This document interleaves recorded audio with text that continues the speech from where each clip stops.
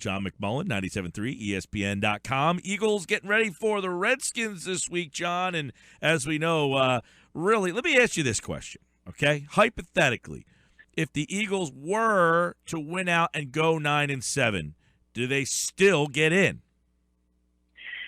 Unlikely. They would need a lot of help if you see how things are shaping up. Because you look at some of the other divisions. Remember, Tampa Bay is making a run now, so they're even with Atlanta in the South. You have Detroit and Green Bay. I think you can forget about Minnesota, but they're in the mix. They're both ahead of the Eagles, obviously. And then you have the three teams in the NFC East. So it would be, stranger things have happened. Remember that one year with Andy, where about 6 things had to happen on the final Sunday, and they did, and the Eagles got in. But it's very likely. But while I say that, if there's a 5-10% chance, it starts with them winning out. So they have to win every single game to even have a modicum of a chance. Yeah, that would be basically the only scenario, and even if they do win out, the chances of them getting in are kind of remote as well. John, I want to get your take on something Pete and I were talking about. If you break this season into quarters, it's been 3 quarters exactly. Browns, Bears, Steelers, Lions, they went 3-1. Redskins, Vikings, Cowboys, Giants, they went 1-3. And then Falcons, Seahawks, Packers, Bengals, they went 1-3. But all 4 quarters seemingly have a different story. If you were to try to put your thumb on the first 12 games of this Eagles season, how would you explain those 3 quarters being so different? Well, I think a lot of it does have to do with the fact that the early part of the schedule was a lot easier than the later part. You mentioned some of those names recently, all good football teams. And even Cincinnati, who didn't look good coming in, they're talented. And we know because they've made the playoffs for 5 years before this that they're a talented team. So and part of it is just that sort of what's happening to the New York Giants right now. While the Giants took advantage of a softer part of their schedule, they got a really difficult closing stretch, and it's going to be much, much tougher for them. That's part of it. Part of it's the Lane Johnson suspension.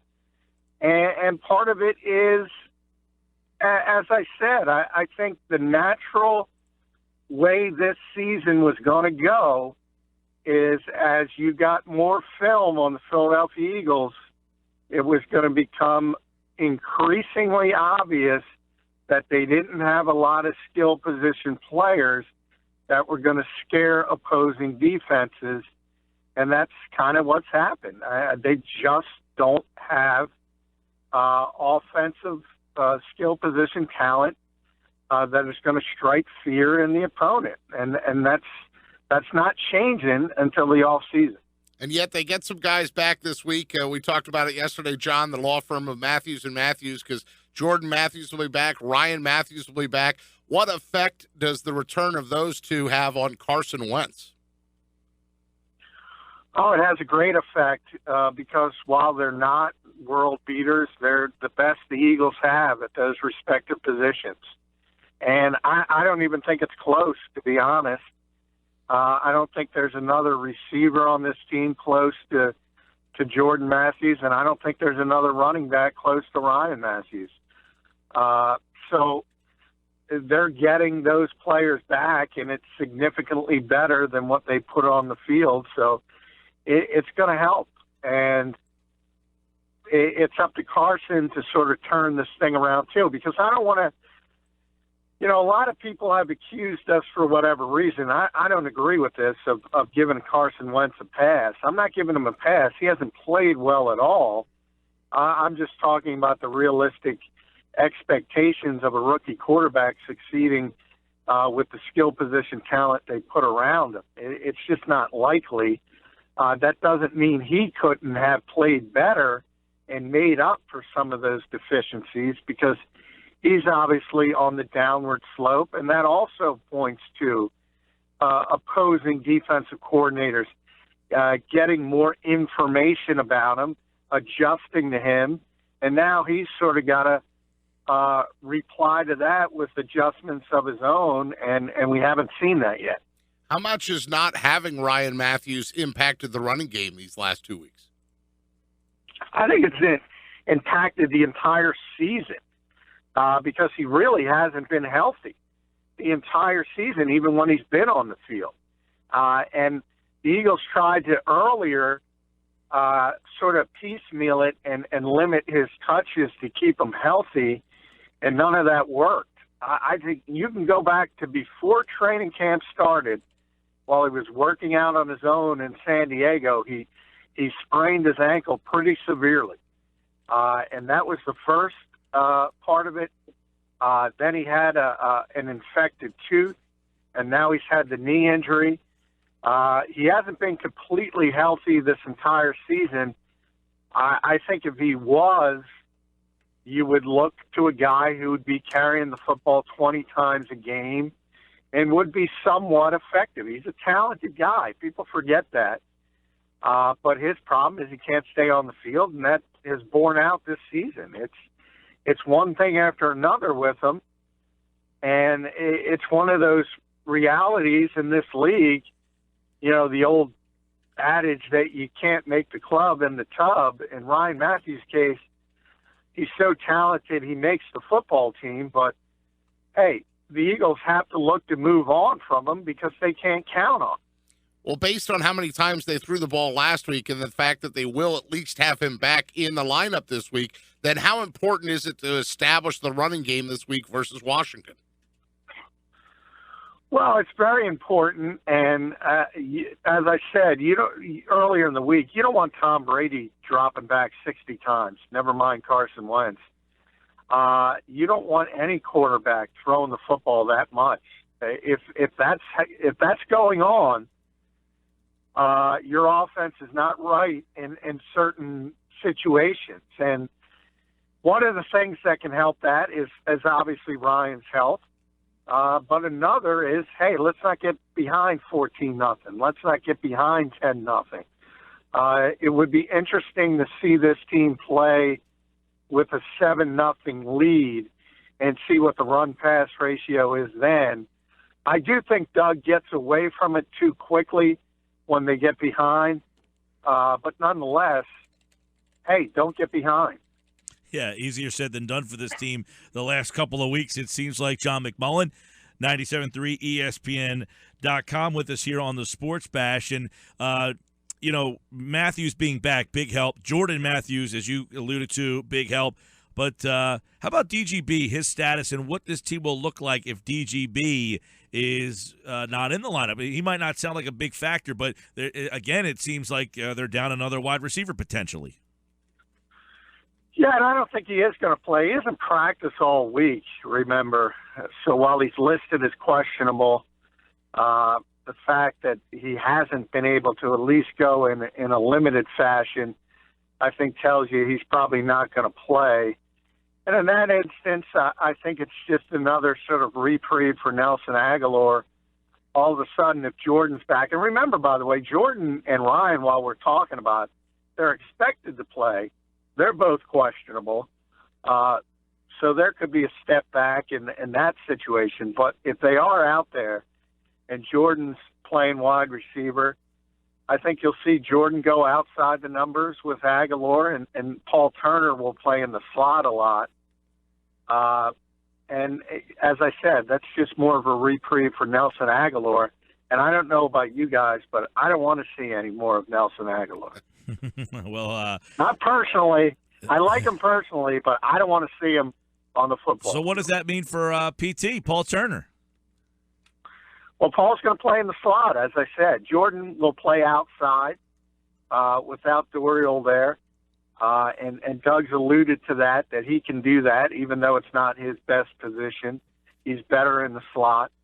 But that's what I mean. If DGB is healthy, Jordan's healthy, Paul's healthy, and Nelson's healthy, then you have to make a decision. And for the Eagles, I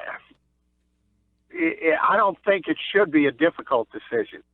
And Paul Turner showed enough, and you guys know, I don't, I'm not on the Paul Turner bandwagon. I don't think he's the answer, but I do think he showed enough to say he deserves playing time over Nelson Aguilar.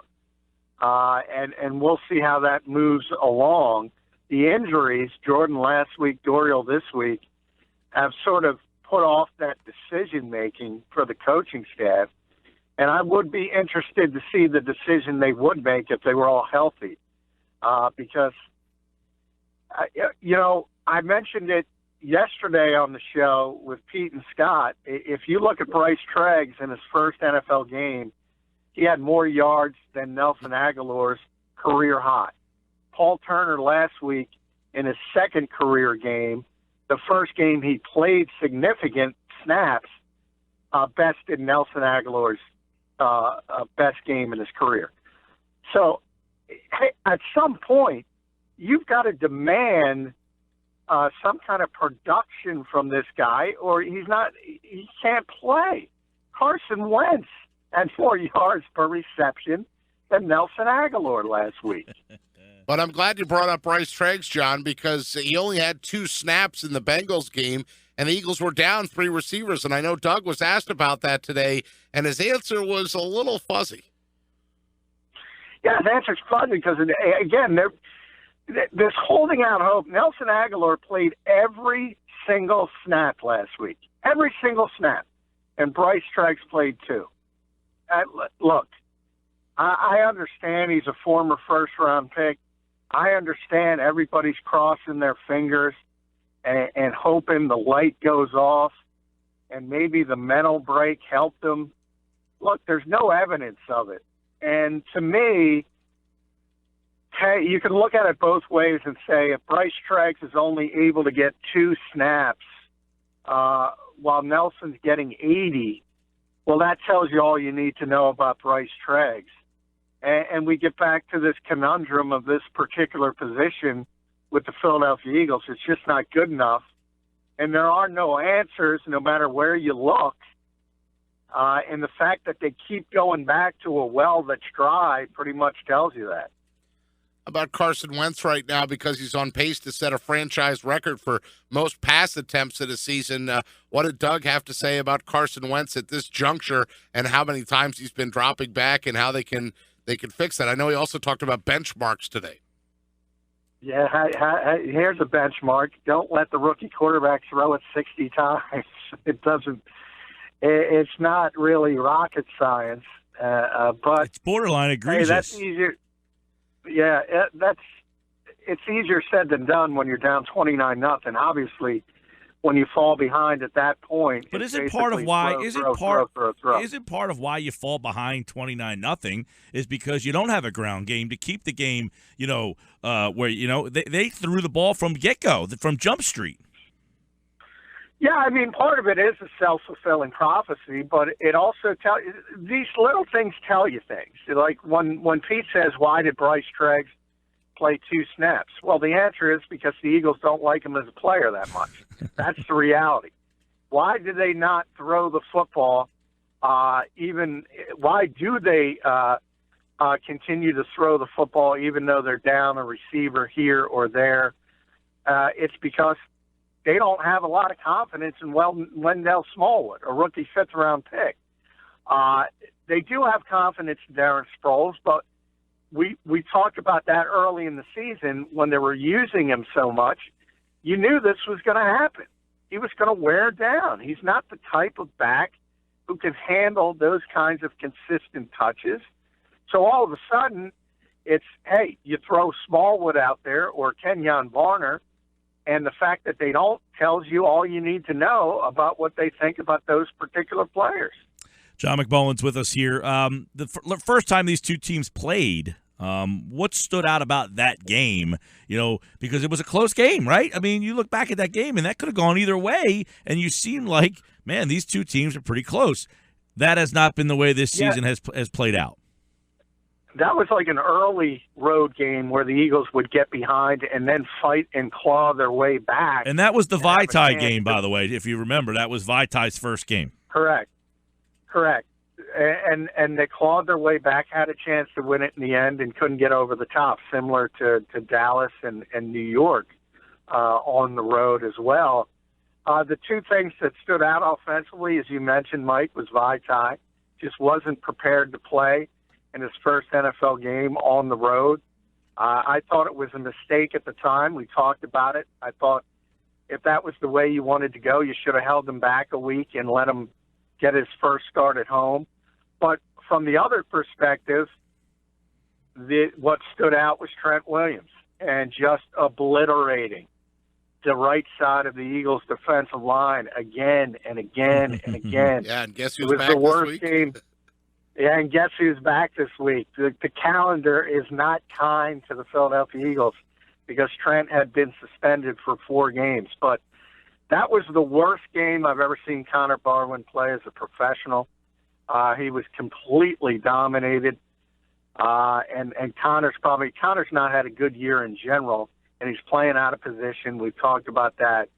Hopefully there's some rustiness with Trent Williams, but that's a concern because he dominated the Eagles the last time. John McMullen's pick for the game. Let's hear what you got here, John. Well, if the Eagles lose this game, I think the free fall could get really bad, and it could last the rest of the season. I think being at home, I think getting Jordan back, Ryan back, who are most likely both going to play, this is it. I think the Eagles will show up. They'll play well. They're going to have to score some points, and I often talk about they haven't scored 24 since Lane Johnson left. So I got him scoring 24, and that should be enough to do it. Beat the Redskins 24-23.